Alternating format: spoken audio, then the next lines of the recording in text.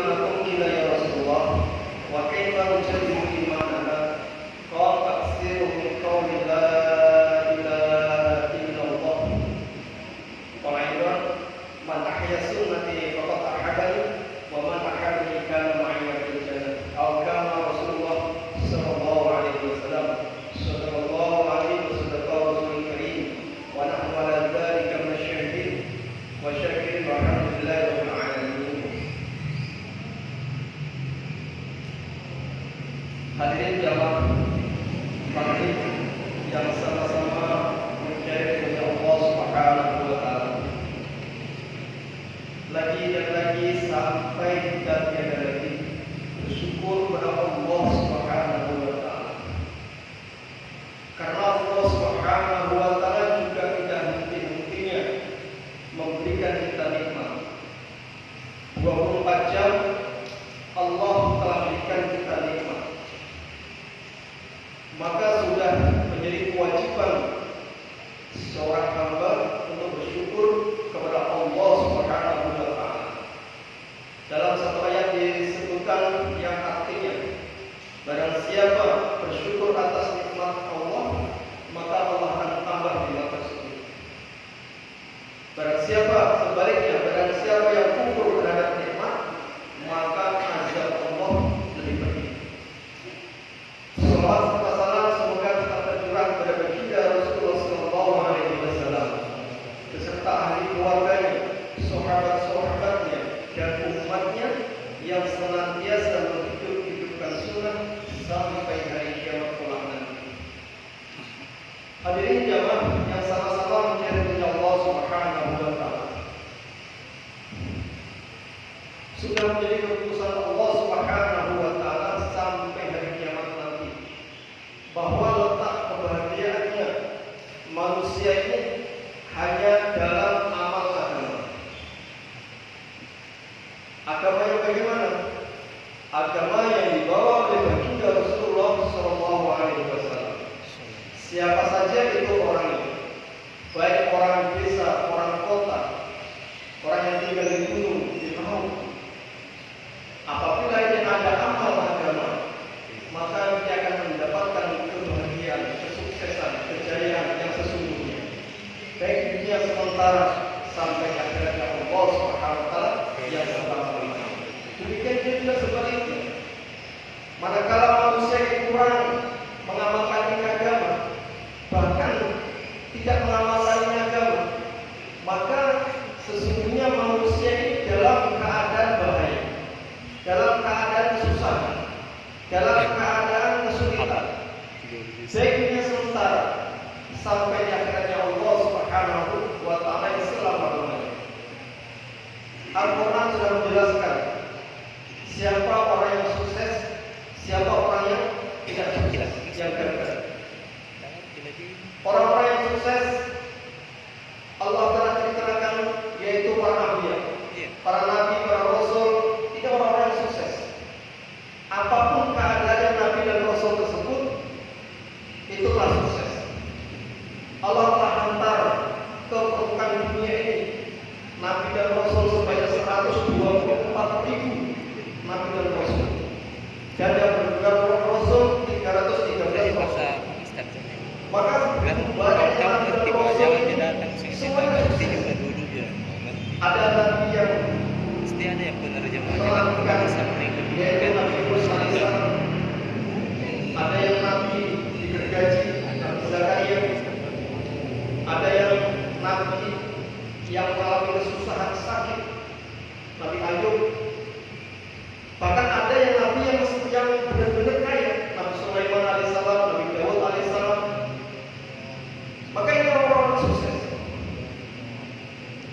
Siapa orang gagal? Orang gagal ini Masya Allah.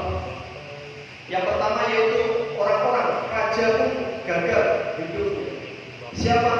Fir'aun laknatullahi, Namrud laknatullahi, Haman laknatullahi, Ubay bin Khalaf, di kalangan orang musyrik Mekah, Abu Jahal, Abu Lahab. Ini adalah orang-orang yang gagal. Padahal apa? Kalau dilihat dari zahir daripada mata kita, mereka orang-orang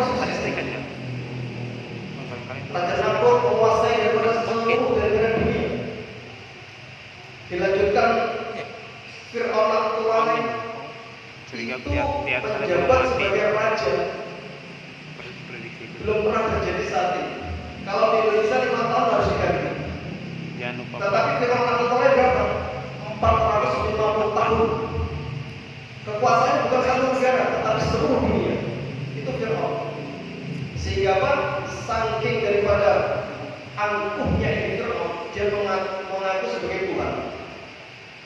Maka Allah Subhanahu wa taala begitu saja 450 tahun menjadi raja, itu pun dikatakan gagal oleh Allah Subhanahu wa taala. Kenapa? Karena tidak taat kepada Allah dan Nabi-Nya. Foto bagus saja. Demikian juga Allah Subhanahu wa taala aman dalam membelinya dengan demikian korok yang paling kaya. Bahkan sampai kiamat belum bisa menyamai daripada kekayaan korona atau lain. Tetapi apa yang terjadi? Korona pun gagal di akhir hayatnya. Ketika diminta untuk mengeluarkan zakat oleh Nabi Musa alaihissalam atas perintahnya Allah, maka korona atau lain ini membangkang, tidak mau. Sehingga apa? Korona beserta hartanya ditenggelamkan ke dalam bumi. Ini orang gagal, orang sukses bila oleh Nabi, sahabat Nabi, Iya. yang orang Tapi sudah fasik, dalam ya. orang yang hitam, Dua-dua. bahkan Yang dunia saya ini nafsukan itu. harganya lebih mahal daripada tanah kota. Naik luar. Harganya Bilal ini, sahabat Bilal ini lebih mahal Kedengaran daripada nggak? tanah kota. Enggak. Akan tetapi ketika Bilal ini ada amal agama sempurna karena belajar dalam hatinya dan amal agama sebagai contohnya yaitu Rasulullah sebelum meninggal, ketika Rasulullah SAW diperlihatkan bahwa Bilal suara terompahnya sudah di surga bersama Rasulullah. Apa penyebabnya? Ketika ya wahai Bilal, tadi malam saya melihat engkau berjalan bersamaku di dalam surga. Apa amalanmu? Rasulullah pun bertanya, meskipun Rasulullah sebenarnya sudah tahu. Maka yang Allah SWT sudah sampaikan ya Rasulullah, sudah tidak ada amalan yang istimewa. Amalan saya ketika saya batal daripada hadas, maka saya segera mengambilnya wudhu, baik siang hari maupun malam hari. Disempurnakan wudhunya dan sholat 2 rakaat. Apa sempurnanya wudhu? Masya Allah, kita banyak belum tahu sempurnanya wudhu. Sempurna itu memakai siwak. Sempurna itu memakai siwak. Maka apabila kita wudhu dengan bersiwak, lalu kita sholat 2 rakaat, maka Allah beri pahala 70 rakaat tanpa siwak. Itu hebatnya siwak. Dan siwak ini keuntungannya bersiwak itu ada 10 daripada keuntungan. Di antaranya yang paling berat yaitu nanti ketika kita meninggal dunia, kita bisa mengucapkan kalimat la ilaha illallah. Sebaliknya kalau orang biasa memakai cambuk, ini nanti akan susah daripada mengucapkan kalimat la ilaha illallah. Maka itulah hebatnya dari siwak, itu sempurnanya wudhu. Maka jalan Allah Subhanahu wa taala ini penting sekali. Maka Allah Subhanahu wa taala agama sempurna adalah agama yang dibawa oleh Rasulullah SAW. Kita tengok dari Rasulullah ketika hijrah ke Madinah. Apa yang pertama kali dibuat oleh Rasulullah? Yaitu masjid. Padahal waktu itu belum ada pemerintahan, belum ada pasar, belum ada ini itu. Tetapi Rasulullah SAW yang pertama kali berpikiran adalah masjid. Apa keuntungannya masjid? Maka di masjid ini adalah tempat yang paling dicintai oleh Allah Subhanahu wa taala di permukaan bumi adalah masjid. Iya. Dan tempat yang paling dibenci oleh Allah Subhanahu wa taala di permukaan bumi adalah pasar. Maka yang Allah SWT dalam satu hadis sebutkan barang siapa pagi hari baru tidur dia datang menuju dari sholat maka dia sesungguhnya membawa bendera iman. Sebaliknya dia baru tidur lalu dia ke pasar maka dia membawa bendera syaitan. Maka jemaah Allah SWT hendaknya bagaimana kita mengikuti dengan contoh kehidupan Rasulullah SAW 24 jam. Maka masjid ini Masya Allah Alhamdulillah kita telah melaksanakan sholat maghrib yang dikerjakan secara berjamaah. Sholat dan perintahnya Allah berjamaah adalah sunnahnya Rasulullah. Dan kita Alhamdulillah Allah Subhanahu wa taala beri kekuatan lagi untuk duduk sampai itikaf sampai isya. Apa keuntungannya? Keuntungannya barang siapa yang duduk di antara 2 sholat, duduk di antara 2 sholat, yaitu maghrib isya, maka Allah Subhanahu wa taala perintahkan para malaikat untuk mendoakan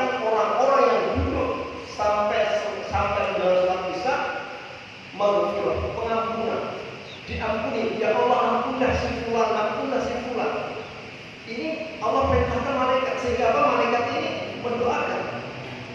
Dan ya Allah Subhanahu wa taala, orang yang iktikaf ini, Masya Allah, barang siapa nanti yang melaksanakan sholat daripada setelah sholat maghrib, melaksanakan sholat daripada isya, maka seakan-akan dia sholat sunnah separuh malam. Dan barang siapa yang sholat subuh berjamaah, seolah-olah dia sholat semalam subuh. Bagaimana Pak? Apa kita sanggup itu? Itu dikerjakan hanya kita menjaga sholat isya berjamaah dan sholat subuh berjamaah. Tetapi Allah berikan pahala keuntungan sholat semalam subuh. Itulah keuntungan masjid. Dan dalam hadis juga disebutkan, Allah berfirman kepada para malaikatnya, wahai malaikatku, di manakah tetangga-tetanggaku? Di manakah tetangga-tetanggaku?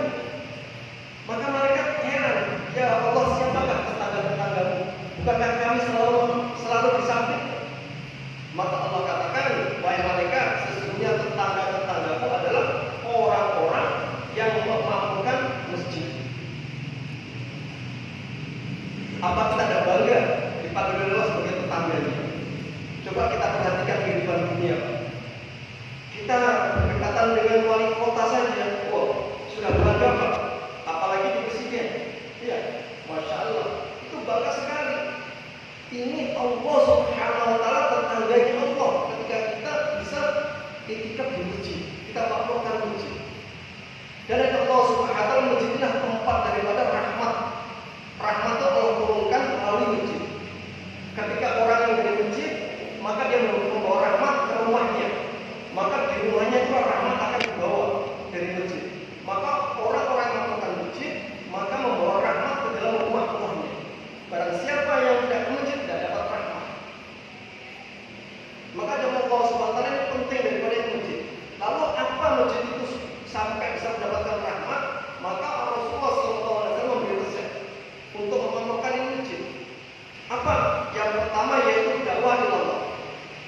Rasulullah SAW bersama sahabatnya membuat daripada amalan masjid yaitu 4 amalan.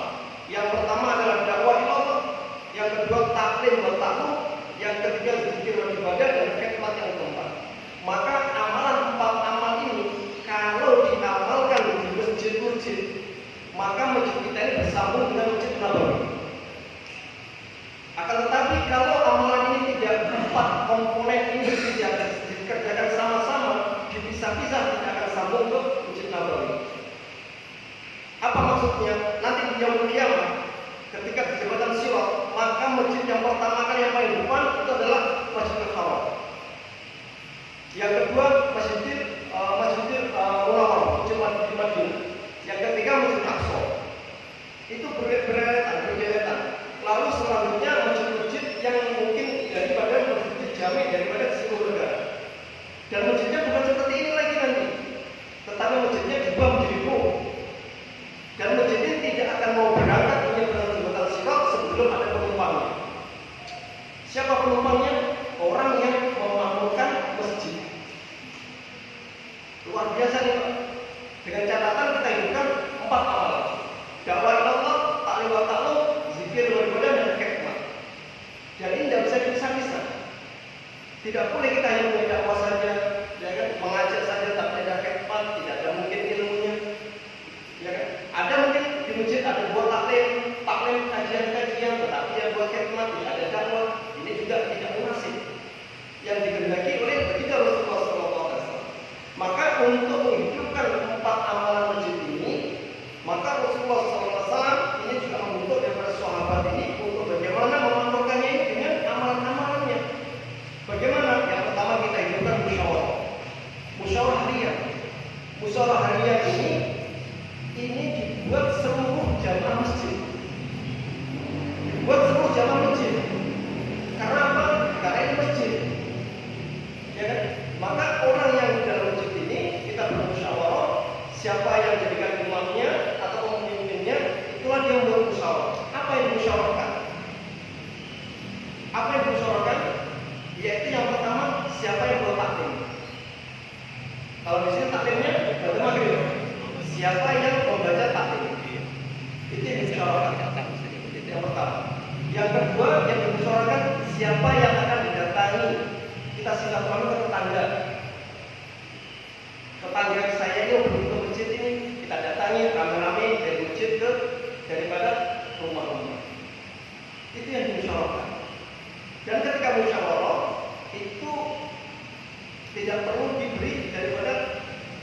target ataupun semangat untuk supaya bisa mengamalkan ini agama tidak perlu. Simpel saja, setelah kita buka, maka kita minta daripada laporan, dan laporan tidak perlu kita semua minta laporan, yang buat kerja saja yang buat laporan, sehingga tidak terkesan ditekan. Siapa saja saya akan laporan. Apa yang dilaporkan? Siapa yang kemarin datangi? Siapa kemarin datangi? Alhamdulillah kemarin saya datangi sini kurang. Itu aja tidak. Kalau belum ketemu bisa lagi pulang lagi. Ini gunanya musyawarah. Gunanya musyawarah yang dikerjakan oleh seluruh jamaah masjid. Lalu yang kedua yaitu taklim. Dan musyawarah ini juga dikerjakan di rumah-rumah masing-masing. Di masjid musyawarah bersama ahli masjid, di rumah musyawarah bersama ahli keluarga. Ditentukan waktunya. Dan juga yang kedua adalah taklim. Taklim yaitu taklim fadil amal. Taklim fadil amal secara umum, ya secara umum fadil amal membaca fadil amal tadi, mulai dari bacaan Al-Quran, keuntungan membaca Al-Quran, keuntungan sholat, keuntungan zikir, keuntungan tablik, keuntungan umat, cara membaikinya dan kisah-kisah sahabat bergantian. Ditambah fadil sedekah kepada. Itu untuk taklim umum. Akan tetapi kalau ada ustaz mau daripada buat taklim itu di luar dari taklim fadil amal. Carikan satu waktu untuk daripada membahas masalah fikih bersama ustaznya. Ini penting. Namanya ilmu fadil, ilmu masail. Ilmu fadil banyak tentang fadil amal, ilmu masail bersama ahli ulama. Maka di Allah Taala dan fadil amal ini dibaca hendaknya di masjid bersama anggota bersama jamaah masjid dan di rumah bersama anggota keluarga. Ditentukan waktunya, ada sisa atau ada satu kesalahan silakan. Yang penting waktu keluarga ngumpul. Kalau di masjid waktu jamaah pasti paling banyak. Kapan waktu dikerjakan? Bacakan satu hadis saja. Dosa saya baik satu hadis, dua hadis cukup. Apa gunanya? Inilah cara Rasulullah. Rasulullah taklim oleh sahabat satu hadis, dua hadis sampaikan ke rumahnya. Di rumah akhirnya keluar dari rumahnya apa? Hafiz, hafidhul, alim-alimah. Dari rumah sahabat tidak perlu. Kalau ini dikerjakan demikian, apabila kita buat taklim, berarti masjid kita ini hidup amalan. Artinya orang ke masjid itu bukan hanya sholat saja, bukan. Ke masjid ini untuk mengamalkan masjid, namanya mengamalkan masjid itu bukan sholat saja. Termasuk di taklim, letak bulan. Maka bagaimana kita buat daripada taklim di masjid dan di rumah?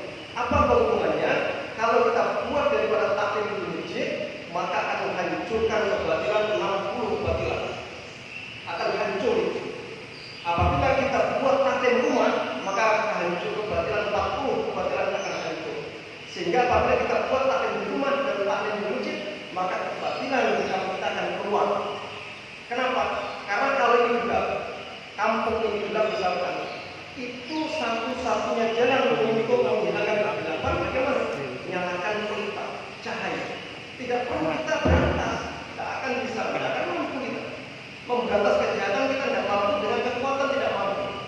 Tetapi dengan amar ma'ruf nahi munkar. Makanya dikatakan Rasulullah itu menyampaikan amar ma'ruf nahi munkar, mengajak kebaikan. Sehingga kalau sudah kebaikan diajak, dengan sendirinya kemungkaran akan keluar. Di Mekah 360 berhala. Rasulullah tidak menghancurkan berhala, tetapi Rasulullah mengajak hati-hati manusia untuk taat kepada Allah. Sehingga jika hati sahabat ini ada Allah, maka dengan sendirinya berhala 360 berhala hilang dari Ka'bah. Maka demikian juga diri kita ini. Alhamdulillah sudah makmur ini, banyak jamaahnya maksudnya. Tetapi bagaimana kita makmurkan dengan amalan. Yang ketiga yaitu bagaimana kita hidupkan silaturahmi singkat. Berjamaah 4 orang, kalau ada 6 orang, 3 orang, satu ke blok A, satu ke blok B. Nah itu caranya urut. Pintu 1, pintu kedua terus urut. Misalnya 100 sampai 100 baru kembali ke pintu 1. Kalau itu dikerjakan setiap hari dan hari-hari dikerjakan, pasti masjidnya akan makmur. Jadi ini amalan orang Islam. Ini amalan orang Islam. Bukan amalan yang dikatakan jamaah tabligh, bukan. Jamaah tabligh itu hanya apa? Hanya sebagai motivasi saja. Dan tidak tujuannya jamaah tabligh bukan keluar 4 bulan, bukan keluar 40 hari, bukan keluar 3 hari. Target dari jamaah tabligh itu bagaimana hatinya masing-masing hati manusia ini semakin takut kepada Allah Subhanahu wa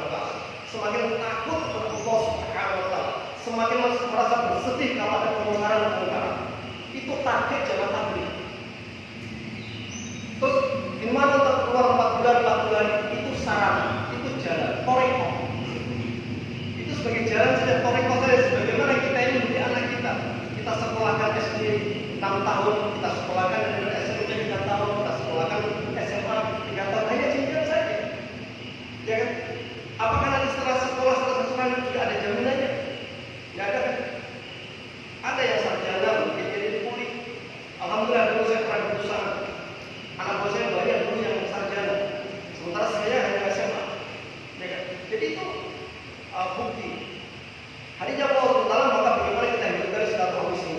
Caranya nanti dimusyawarahkan hari ini rumah berapa, ini terus gitu. Dan yang keempat kita amalannya yaitu kita silaturahmi mingguan.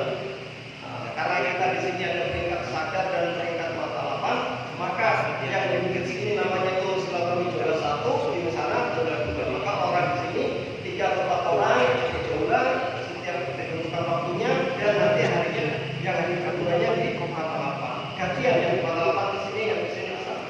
Itu caranya untuk mengulangi. Dan juga bagaimana setiap bulannya kita luangkan waktu 3 hari untuk belajar ini. Karena bagaimanapun kalau kita tidak keluar 3 hari, itu kita susah untuk mengamalkan ini agama. Bagaimana kita cara musyawarah, bagaimana cara bertaklim, bagaimana cara silaturahmi, ini akan susah. Maka bagaimana ini kita hidupkan supaya apa? Supaya kita bisa menghidupkan. Dan ini amalan, sekali lagi amalan orang Islam semua, baik laki-laki maupun wanita. Cuma ada bedanya, wilayah kerjanya masing-masing. Kalau laki-laki wilayah kerja hanya sampai di depan pintu saja, tidak boleh masuk. Itu wilayah kerja laki-laki.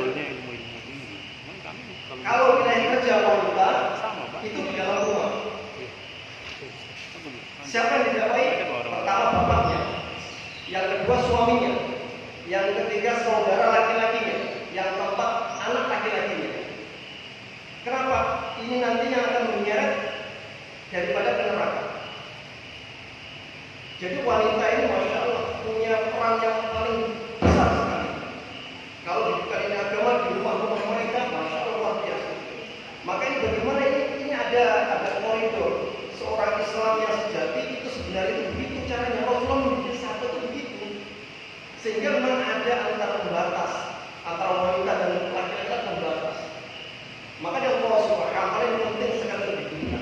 Maka dia Allah Taala, alhamdulillah kami ini satu jamaah dari Pakistan ini, alhamdulillah sekaligus pamit besok kami akan melanjutkan perjalanan yaitu ke Binting.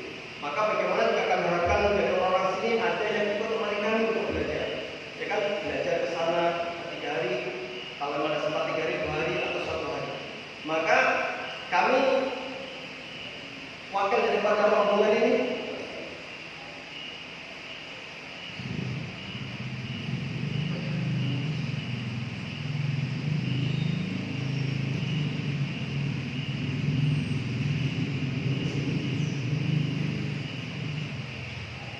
dan untuk laki-lakinya itu diharapkan bagaimana bisa menjaga sholat di waktu di masjid. Dan untuk wanitanya diharapkan bagaimana bisa menjaga daripada di rumah masing-masing itu 5 waktu. Apabila daripada kita hidupkan daripada 5 sholat ini, 5 sholat 5 waktu ini kita hidupkan dengan tertib, dengan khusyuk dan khudu, maka Allah Subhanahu wa taala akan berikan 5 jaminan. Apa jaminannya? Yang pertama di dunia. Di dunia Allah Subhanahu wa taala akan berkahi rezekinya. Sedikit kerja barokah. Apa ukurannya berkah? Ukurannya barokah itu seluruh adik keluarganya itu taat kepada Allah. Itu ukurannya berkah, bukan banyak, bukan kuantitas, tapi kualitas. Sedikit pendapatan, tetapi seluruh ahli keluarga taat kepada Allah, itulah namanya berkah. Nah itu di dunia, di kubur. Yang kedua di alam kubur. Di alam kubur akan dibebaskan dari siksa kubur. Siksa kubur itu bapak-bapak kalau siksa kubur, Masya Allah kita tidak bisa akan tertawa, tidak bisa. Kalau orang beriman masuk kubur, maka kubur akan mengatakan engkau orang yang paling baik di permukaan bumi, di atas bumi, maka aku senang karena engkau sudah datang kepadaku. Maka akan diperlihatkan perlakuanmu, maka diperluas daripada kubur tersebut sejauh mata mayat tersebut. Akan tetapi kalau orang yang tidak beriman, yang mendustai kepada Allah, maka kubur mengatakan di orang-orang yang akan masuk kubur, kamulah yang tidak bersenangi, kamulah orang jahat. Maka dilihatkan apa yang dilakukan, maka kubur tersebut akan menghimpit kita, sehingga tulang busuk ini bersilangan dihimpit kubur ini. Kita ini bagaimana rasanya Pak katanya? Itu dikubur, tidak main-main di kubur itu. Biar mau tidak mau, rela atau tidak rela kita akan ke sana. Ya, semua pasti akan masuk kubur. Bukan itu saja Pak, akan dimasukkan 70 ekor ular. 70 ekor ular masuk dalam kubur kita. menyembuhkan dunia, satu dari 20 dan tidak ada yang sembuh karena racunnya tadi. Ini 70 ekor ular di dalam tubuh. Dan ini pasti akhirat itu cerita saat ini. Dunia kenyataan. Tidak lama lagi dunia tidak cerita, akhirat kenyataan. Akhirat kenyataan. Kalau tidak percaya, kita buktikan sama-sama. Saya bukan sama Pak dulu. Pasti nih Pak. Dan nanti kita akan ditemukan di akhirat. Mudah-mudahan yang disampaikan ini, mudah-mudahan dari Allah Subhanahu wa Ta'ala bukan sebagai nafsu saya, sebagai nafsu saya. Ada Allah itu yang kedua, yang ketiga di mizan, di catatan amal, di penimbangan amal. Kalau kita jaga sholat kita lima waktu, maka Allah akan diberikan daripada catatan amal dari tangan kanan. Dan inilah orang yang boleh membanggakan diri. Wah, alhamdulillah saya punya catatan amal di tangan kanan. Senang, kenapa? Karena dia akan masuk surga. Tapi kalau dia mendapat tangan dari tangan kiri, masya Allah, amat celaka kita nih. Yang lebih celaka lagi kalau Allah lemparkan catatan amal dilempar sama Allah, tembus di dada kita, langsung ke neraka. Yang keempat, apa jaminannya Allah? Di jembatan Sirat.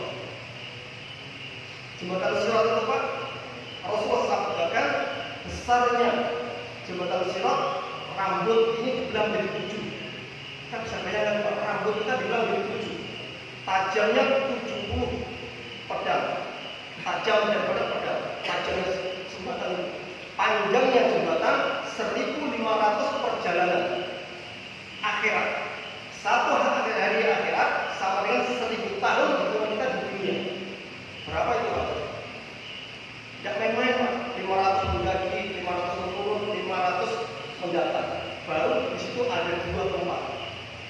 Maka kalau kita bisa menjaga sholat kita 5 waktu dengan sholat itu, maka kita akan melintas sirat secepat kilat sampai di. Dan yang kelima yaitu masuk surga tanpa hisab. Wah, ini yang ditunggu ya. Masuk surga tanpa hisab, masya Allah. Kalau tanpa hisab, langsung kita masuk surga. Disitulah kesenangan abadi, kebahagiaan yang sesungguhnya, kejayaan yang sesungguhnya. Itu yang dimaksud hayya 'alal falah. Maka sebelum hayya 'alal falah apa? Hayya 'alas sholat. Suruh aja dulu Pak kita ngerti. Bagaimana kita cita-cita masuk surga Pak? Kalau kita tidak mau kerja Pak, sholat kita malas. Diperintah Allah hayya 'alas sholat. Mari dirikan sholat. Baru hayya 'alal falah. Mari menuju kemenangan, menuju kebahagiaan. Apa yang maksud surga Pak? Kalau dunia Pak senangannya 60-70 tahun Pak, habis itu Pak. Kalau kita sakit 70-60 tahun selesai urusan Pak. Tetapi kalau dalam iman dalam hati la ilaha illallah Muhammadur Rasulullah, celaka kita. Maka inilah Pak sebenarnya jamaah-jamaah yang bergerak ini Pak. Bukan membumi, bukan menceramai, bukan Pak. Kita muzakarah saja Pak. Belum tentu yang bicara ini, bahkan mungkin yang ini lebih daripada kita. Tetapi saya tadi di sini karena belajar mentaati hasil keputusan musyawarah. Belajar mentaati keputusan musyawarah. Maka ini takdir, sudah menjadi takdir. Maka Allah Subhanahu wa Ta'ala besok kami akan pindah. Mohon dimaafkan jamaah ini selama 3 hari 3 malam di sini. Mungkin ada tutur sapa kami, mungkin ketika kita silaturahmi kepada warga di sini ada yang mungkin menyinggung atau bagaimana maklum dan tidak belajar. Mohon dimaafkan, diikhlaskan atas kesalahan kami. Karena manusia tidak luput dari dosa. Ya kan? Dan juga karena alhamdulillah ini masya Allah tempatan dengan khidmat sama kami selama 3 malam khidmatnya luar biasa. Maka kami tidak bisa membalas. Maka barang siapa memberi makan di dunia, maka nanti Allah SWT ganti makan di akhirat yang begitu lezatnya, yaitu di surga Allah Subhanahu wa Ta'ala. Dalam badan barang siapa memberi air minum kepada saudaranya, maka akan diberi minum di telaga Rasulullah SAW di Al-Kausar ketika di padang mahsyar. Sekali minum selesai haus, tidak akan haus selama-lamanya sampai masuk surga Allah Subhanahu wa Ta'ala. Dan juga Rasulullah kami sudah menggunakan fasilitas masjid, kipas angin, lampu, air, sudah kami